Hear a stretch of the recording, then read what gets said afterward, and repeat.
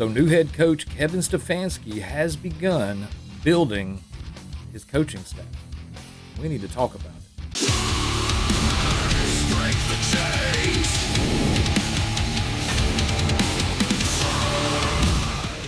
Welcome back to the Roost, guys. We're going to talk about what's going on with the team. So it was reported by Tom Pelissero that the Atlanta Falcons have not only retained Jeff Ulbrich, but he is now a part of the staff, remaining the defensive coordinator under head coach Kevin Stefanski.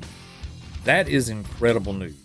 And I know a lot of you out there are still butthurt over the hiring of Kevin Stefanski. Why you gotta disrespect, bro?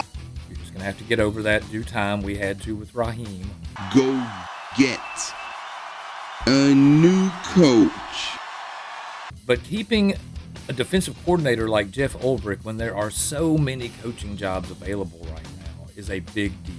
Now keep in mind, this morning, Buffalo fired Sean McDermott. Now, Sean McDermott had a team that was not only playoff ready, but was in the playoffs with an MVP at quarterback. So a lot of you I want Clint Kubiak guys understand. Kubiak had options between the Ravens, now the Bills, as well as the Pittsburgh Steelers. So to assume that Kubiak was just going to come to Atlanta and join the team is ignorant. Everybody knows you never go full retard, to say the least. I don't believe Atlanta would be the front runner for Kubiak at this point regardless. Not when you have an MVP quarterback just sitting there in both Buffalo and in Baltimore. So hiring Stefanski, you can say it was or wasn't the right move, but it was a head coach and not some unproven coordinator. And now this head coach has brought in Jeff Ulbrich, who was signed to a 3-year deal today. So that is really good news. There are also reports that Stefanski is looking at offensive coordinator or possibly offensive line coach. They haven't really stated, but Bill Callahan. Yes!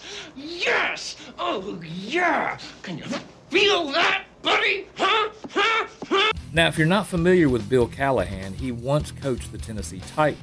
But aside from that, he is known to be an offensive line guru. And with the Falcons' offensive line already a top 10 line, that is fantastic news for both Bijan Robinson and Michael Penix Jr.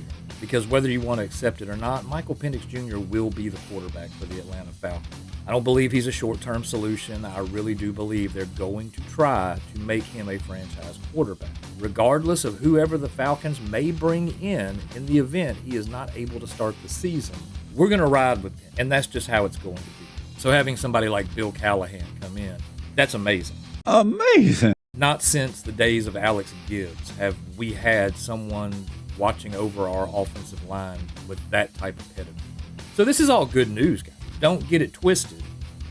There's still a lot of question marks as to whether or not Stefanski can take this team to the next level, but in a division that Atlanta has currently, you got to think it's not going to be that difficult to win this division. Here, no shit, Sherlock. The Falcons do have some free agency that they need to handle, I guess is the best word, especially on the defense. With no first-round pick, it does mean there's a lot more of a light being shined on players like Caden Ellis, Arnold Ebiketie, Kyle Pitts. And because we're not picking in the first round, we're going to have to focus on retaining some of these players. We'll cover who they retain and who they don't retain when those days come. But in the meantime, right now, the Atlanta Falcons are in a pretty good position.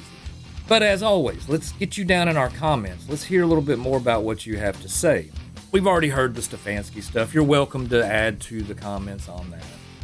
But I'm more interested in what you think about retaining Jeff Ulbrich and the possibility of signing a Bill Callahan, because those are two really big deals.